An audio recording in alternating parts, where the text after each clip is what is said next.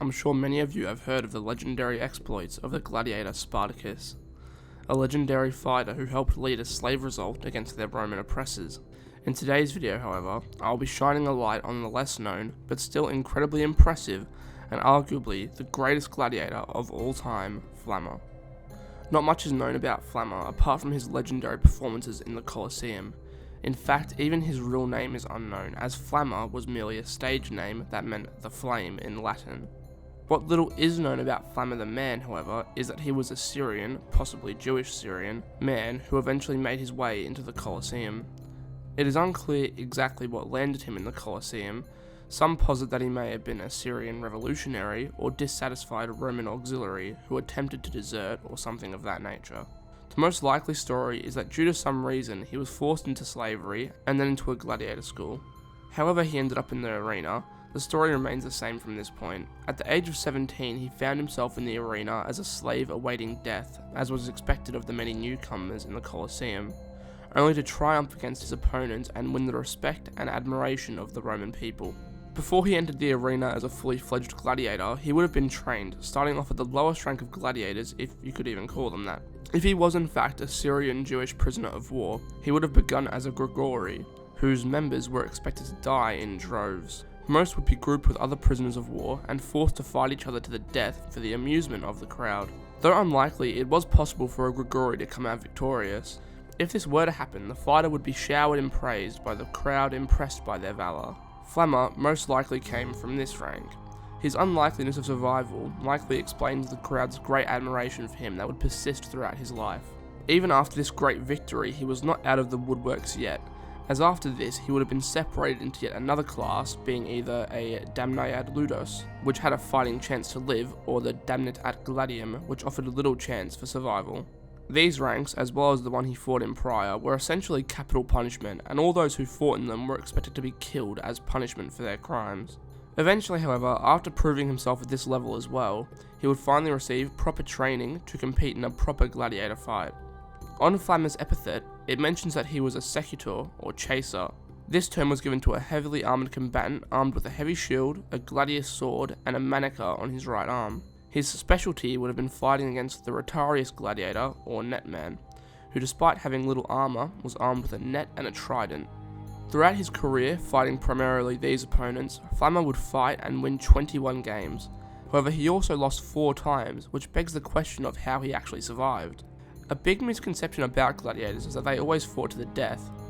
This was not always the case, however, and gladiators often fought to the first slice, the reason being that gladiators were very expensive to train and highly valuable. Additionally, the majority of games didn't take place in Rome, but in smaller cities and arenas. Flamma may have lost his battles in lesser arenas, which would explain why he was allowed to live. His charisma and skill, as well as the crowd's love of him, may also have helped with his survival. While all we've covered thus far has been very interesting, by far the most fascinating part of his story to me is how he was offered freedom and granted the rudius, a wooden sword granted to gladiators who showed great skill and bravery, allowing them to become free men on 4 separate occasions, but declined every single time and chose to remain a gladiator. But why would he reject a life of freedom in order to stay in what was essentially slavery, and be forced to fight to the death for the amusement of a crowd? While the concept of fighting until you're eventually killed in front of a roaring crowd may seem awful to most 21st century people, you have to understand that gladiators actually lived quite well at the time. Gladiators could keep any gifts or money awarded to them, and if they were successful enough and kept winning, as Flamma did, they could even invest in marketplace opportunities or place bets on themselves or other gladiators. Although the life of a gladiator could be unforgiving or brutal, there were many perks to being one. Within the training grounds, there was no risk of starvation as the gladiators were fed exceptionally well. There was constant medical assistance, and shelter was also guaranteed. Additionally, gladiator brotherhoods and fighting guilds also developed to ensure proper burials for their fallen comrades, and there were even retirement options for those lucky enough to live through their fighting prime. Not to mention that once free, most gladiators could be bribed back into the arena for special events anyways. One thing I find particularly interesting is that retired gladiators as well as active gladiators also endorsed products and helped with the blessing of temples, due to their legendary fame and notoriety which would draw a big crowd, much like the athletes of today.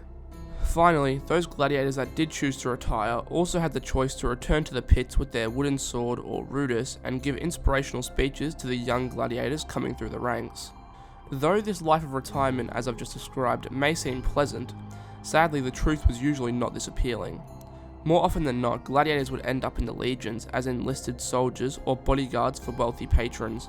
What was even more demoralizing to them was that their fame and glory would soon be outshadowed by the newer combatants once they had left the arena. When it came to Flammer, his individual situation may have been more complex. His options during the 2nd century were likely limited to either becoming a bodyguard, a male prostitute for wealthy patrons, a gladiator trainer, or a freelance performer. Understandably, many of these future career options could be seen as shameful or depressing to him. If Flammer was indeed a survivor of the Bar Kokhba revolt in Syria, his homeland had been destroyed and family likely killed. Even if he still decided to return home, he would have had no fame or respect back amongst his Jewish brethren.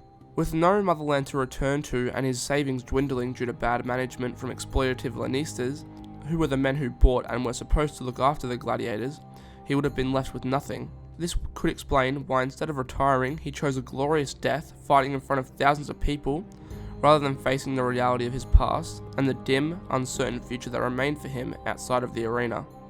It is unknown how exactly Flammer died, but what is known is that he ultimately met his end in the arena, surrounded by the roaring crowds who had adored him for so many years at the age of 30, which was actually quite old for a gladiator considering most died in their early 20s. Ultimately, all that would be left of Flammer was a gravestone in Sicily, believed to have been made by a friend of his, Delicatus, for his deserving comrade in arms, that reads, Flammer, Secutor. Lived 30 years, fought 34 times, won 21 times, fought to a draw 9 times, won reprieve 4 times. Assyrian by nationality. Well, I think that's where I'm going to end the video, guys. If you enjoyed the video, don't forget to leave a like and subscribe if you'd like to see more videos from me. Also, apologies if I sounded a little bit sick during this video. I'm sort of like just coming off some illness now. But anyways, with all that being said and out of the way, I hope you guys have a great day, night, wherever you are, and I hope to see you in the next one.